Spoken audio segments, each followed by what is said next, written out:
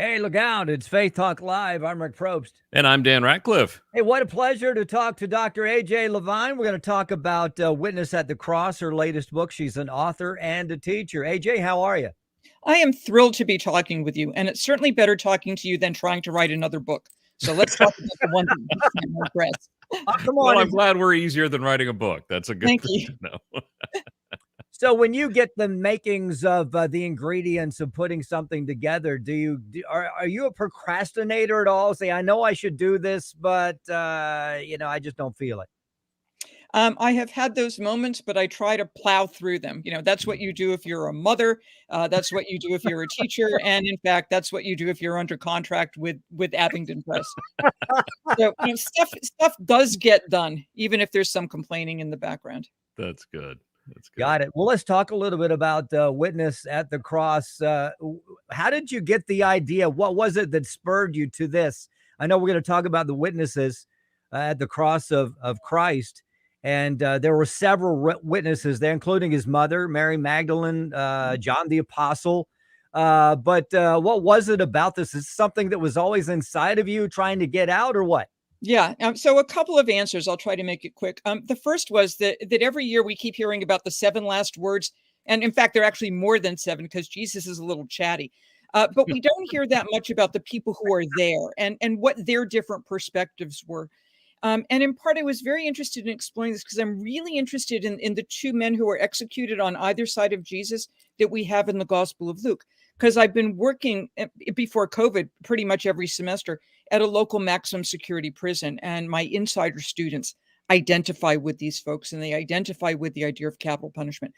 So I was really interested in what do those men have to tell us? And then who else is there? And are they at a distance? Are they up close? What are they seeing? How are they reacting?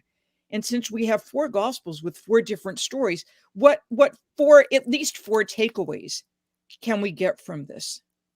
So what kind of aha moments did you have? Well, I guess just in particular with the 2 that were on either side of Jesus, what kind of aha moments did you get? I mean, there's not a lot of words of what they said, but what have you gleaned? Oh my gosh, but what they say is so amazing. Right. So the so-called good thief, he's the only person who seems to recognize that Jesus has a kingdom, right? Let me enter into your kingdom. He knows it. Yeah. How come nobody else got it? Right. And why does he get it? And when the other fellow says, hey, if you're who they say you are, free yourself and free us.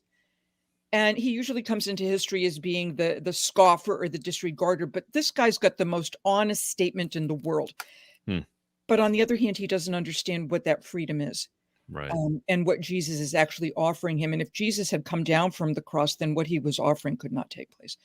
So it's, what are our personal needs at the moment to what are the long-term needs of humanity? And how do we speak honestly and then respect people who don't get it, but they're being honest and raw and true to themselves. So there's so much going on there. Doc AJ, talking about Witness at the Cross, I did read that you were doing the Bible study in a maximum security prison. What is it that prisoners get out of that besides the grace? I mean, the amazing grace of Jesus on the cross and saying, yeah, you're going to enter my kingdom. Seemingly or knowing that they have not a lot of hope in prison. What gives them hope? I have to rephrase your question. So when I've gone out to prison, this is Riverbend Maximum Security Prison in Nashville. I'm usually there as part of a class. So bringing Vanderbilt Divinity students out to the prison and actually holding a real class with insider students. The insider students have an enormous amount of hope. So it's not that they feel hopeless, even the people on death row. And it's not simply hope in an afterlife. It's hope in what they can learn. It's the hope of, I'm going to have another day here. And even though my life is so constricted, what can I do to contribute? Can I speak to somebody else who might need something? Can I learn something new that inspires me or even that amuses me? Can I read a text over again and see something new? So rather than think of them as hopeless, think about them as having to find hope. And in fact, they managed to do that. I'm sorry, but I just want to add that they're wonderful challenges to the students in the free world. Because when the students in the free world encounter people in prison, and the people in prison say to them, pretty much like that other thief on the cross, Jesus says, visit people in prison. How come your church isn't coming out here? Those are really good questions.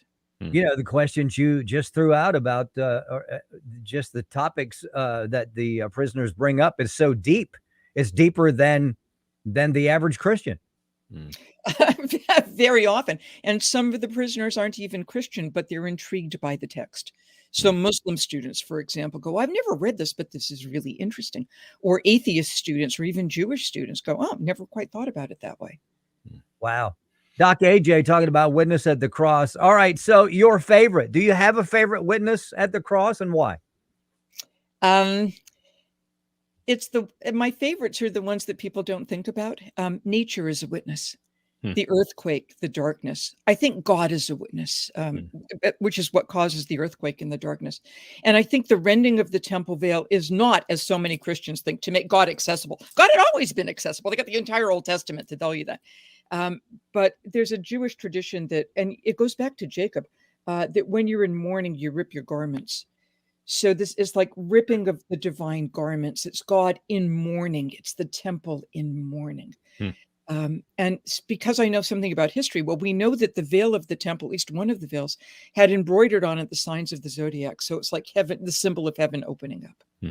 Wow. The cosmos has been ripped. That's just so wonderful, these little moments. And there were so many of them. Talking to Dr. AJ Levine, who's written numerous books, and you are a professor.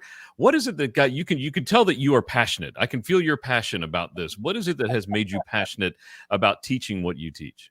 Why am I passionate about the Christ? Yeah. Interesting. Softball for you there. There you go. Yeah. But, okay. Well, thank you so much. It's still early in the morning. So I grew up in a neighborhood that was almost entirely Portuguese Roman Catholic, and I'm Jewish. And I got very interested in what my Christian friends were doing. My parents explained to me that Christianity was very much like Judaism. We worshiped the same God, the one who created the heaven and the earth.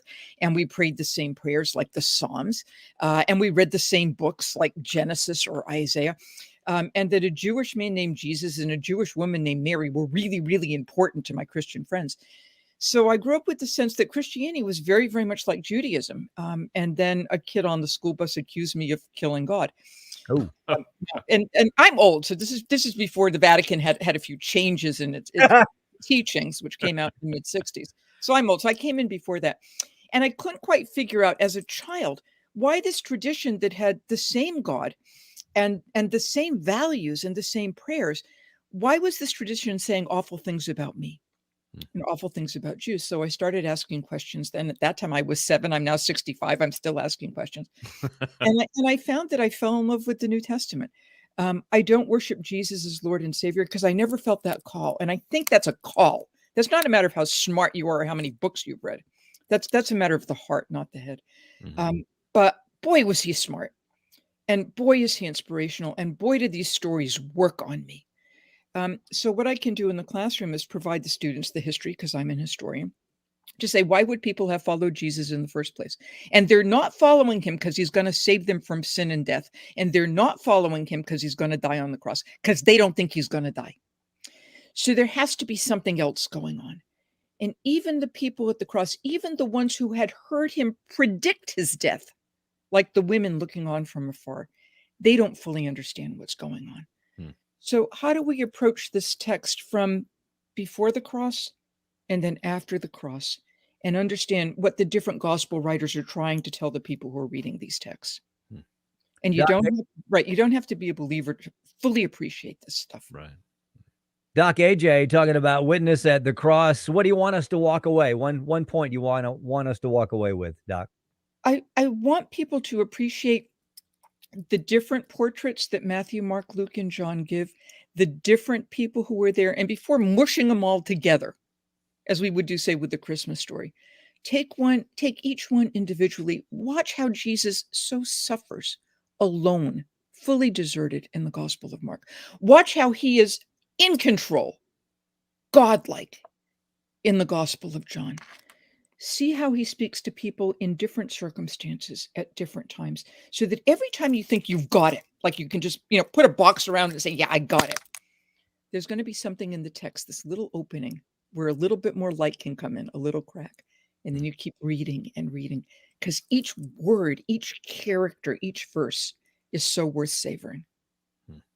Hey, Jay Levine, it's called Witness at the Cross. Dan will put up there how you can get the book. You can get it at Amazon and so many places to check it out.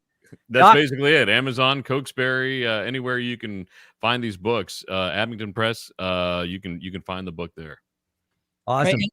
And they're designed for Bible study. And then if your listeners have questions, they can always contact me by Facebook or contact me by my Vanderbilt email address.